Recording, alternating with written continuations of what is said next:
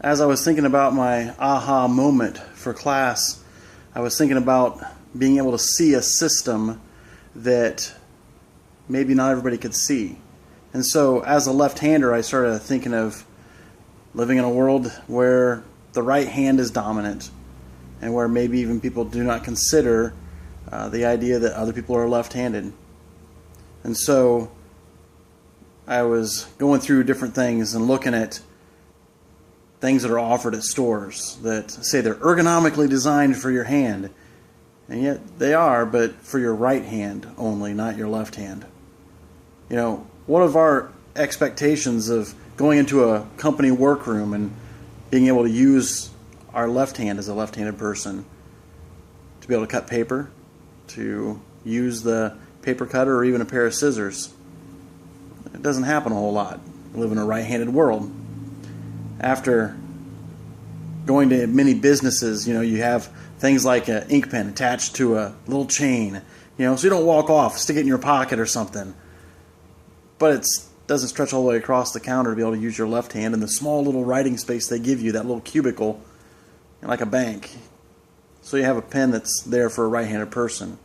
Or even when signing anything, people hand their pens to you all the time. Here, go ahead and sign this for me. And they hand it to your right hand, not your left.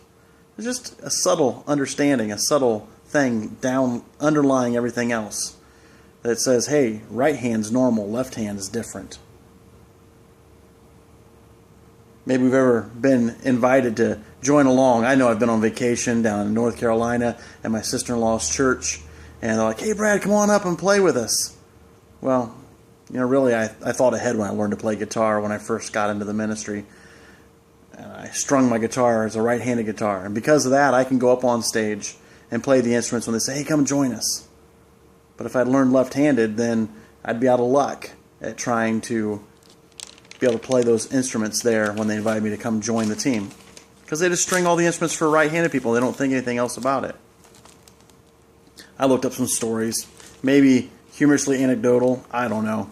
But like the United States postal worker who was going to be fired from his job for sorting the mail left-handed because the rule said you had to do it right-handed. And Robert Greene was going to be let go if it hadn't been for a senator who stepped in and said, hey, we got to change those rules so we don't have to fire people just because they use their left hand to sort mail. Or Wendy Winborn, who was a left-handed officer for a suburban Kansas City police department, who was going to be let go because she wouldn't wear her holster on her right side because that was the regulation. Once again, she's left-handed. Didn't want to shoot herself in the foot trying to pull a right-handed gun out. I would challenge anybody watching this video to find a power tool specifically for left-handed people.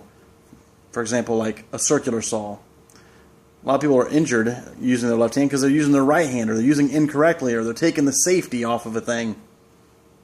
So this really hit home for me because I live through some of this stuff each day even, of saying, hey, you know what, no, I can't use my left hand like I want to. I have to use my right hand sometimes. Functionally, I'm ambidextrous. Really, I've learned to do a lot of things right-handed.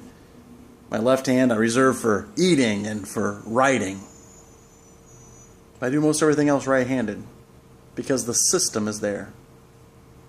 After reflecting on this idea of left-handedness, being a left-handed person in a right-hand world, I think it was a lot easier for me to be able to see how we live in a society that might have some other rules, unseen rules, even unnoticed by those who don't have to face them every day, where we feature and focus and give privilege to those who may be of a certain race.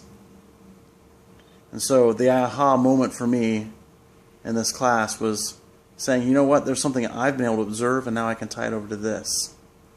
And so I would say the whole concept of being in a system, in a country that favors, even gives privilege, sometimes almost unknowingly, to those of a white race over those of African American or other descent. I hope that we would be aware enough to be able to look, to consider, and to say, hey, maybe I just never noticed that before.